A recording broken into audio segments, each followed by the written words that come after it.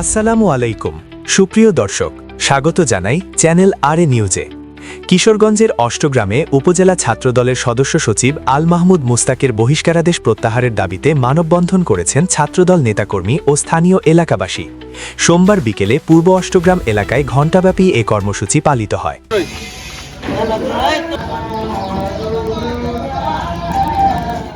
মানববন্ধনে অংশ নেন স্থানীয় ছাত্রদল নেতাকর্মী সহ বিভিন্ন শ্রেণী পেশার মানুষ।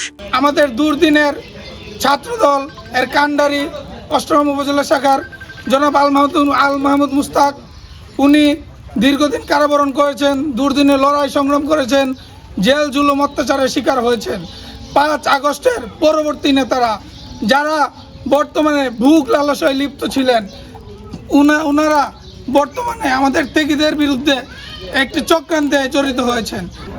এই কন্ট্রাক্টদারের ভয় দেখায় যে ওনার কন্ট্রাক্টদার অনেক বড় লোক, হ্যান ত্যান, তো ওনারা কিছু করতে পারবে না। তখন মুস্তাফা মানে রাগে রাগান্বিত হয়ে কিছু কথা বলেছিল। তখন ওই কথাটা কারচুপি করে খাট করে এই অনলাইন মিডিয়ার মাধ্যমে আপনার প্রচার করা হয়েছে মিথ্যাভাবে, যেটা আমরা গ্রহণযোগ্য না, আমাদের জন্য গ্রহণযোগ্য না।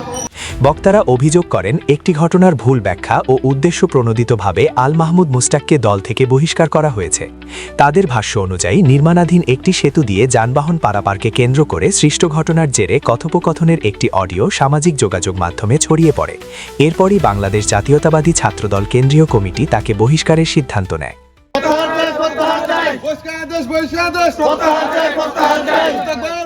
মানববন্ধন থেকে অবিলম্বে বহিষ্কারাদেশ প্রত্যাহার এবং ঘটনার সুষ্ঠু ও নিরপেক্ষ তদন্তে দাবি জানান বক্তারা।